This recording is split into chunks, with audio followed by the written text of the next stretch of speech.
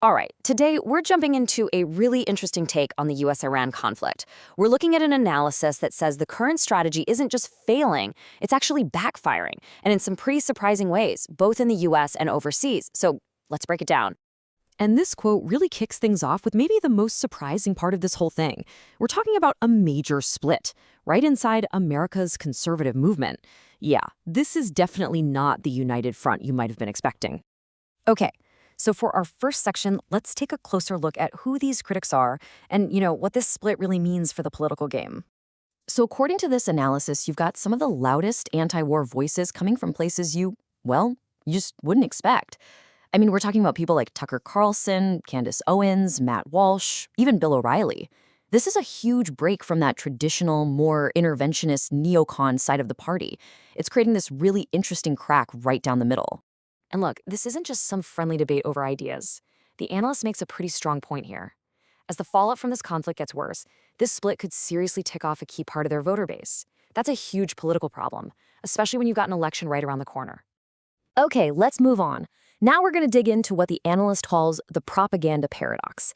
It's all about this massive disconnect between the story being sold to the American people and what they actually think.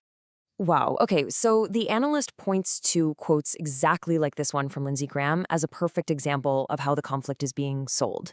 The language is, well, it's extreme, right? Calling someone a religious Nazi.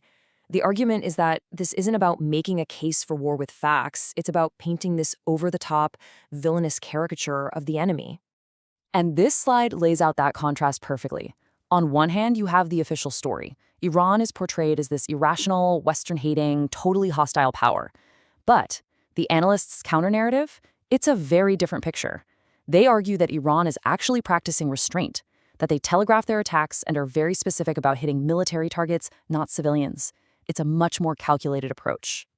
So even with all that intense messaging we just talked about, here's the number that really defines this whole paradox. According to the analyst, a whopping 60% of Americans are actually against the war.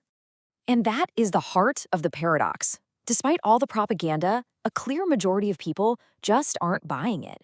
The analyst believes this shows that the American public is just, they're worn out. They're tired of war, and they've got a fundamental distrust of the official reasons they're always given. All right, let's zoom out a bit. We've talked about what's happening inside the US, but now let's look at the unintended consequences rippling across the entire Middle East. Consequences the analyst says were seriously misjudged. So the idea might have been to isolate Iran, but the analyst points out it's had the opposite effect. It's actually sparked this huge backlash with massive rallies in countries all over the region. I mean, we're talking about Pakistan, India, Iraq, all the way to Lebanon. It's created this radicalizing effect that goes way, way beyond just Iran's borders. And according to the analyst, this isn't some one-off event. They frame this whole thing as just the latest chapter in a long, long story of American misadventures in the Middle East. A reoccurring pattern where actions just seem to lead to these completely unexpected and counterproductive results. Okay, so all of this brings us to the analyst's main point, their central thesis. We're going from talking about one conflict to a much, much bigger argument about the state of American power itself. And this is the big question they put on the table. Is this whole situation just another foreign policy blunder, or is it a symptom of something much bigger? Could this be a key moment in what they call a sharp decline in the U.S. empire?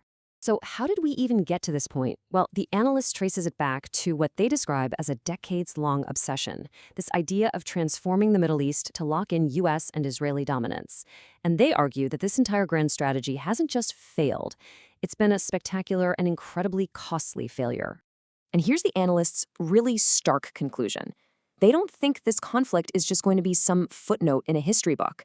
No, they believe history might actually look back on this moment as a major turning point, another clear signal of a sharp decline in American power on the world stage. All right, for our last section, let's bring it right back to the here and now. We're going to talk about the very real, very tangible risks and the high-stakes vulnerabilities that this conflict has laid bare for everyone. The analyst really hones in on how vulnerable America's allies in the Gulf are. Think about it. First, their economies depend on foreign money, and with all this instability, that capital is taking off. Second, a huge chunk of their food comes through the Strait of Hormuz, which is now a risk zone. And maybe most critical of all, their fresh water comes from desalination plants right on the coast, basically sitting ducks. Now flip the coin and look at it from Iran's side. According to the analyst, for them, this isn't some strategic chess move. This is about survival. They see this as an existential conflict, and that, the analyst argues, is exactly why this time is different. It's why they're hitting back directly. And that's where we're left, with this really crucial question. What happens when a conflict stops being about strategy and becomes existential? When one side feels like its very survival is at stake? Do the old rules even matter anymore? It's a pretty sobering question to end on, and it really highlights just how dangerous the stakes have become.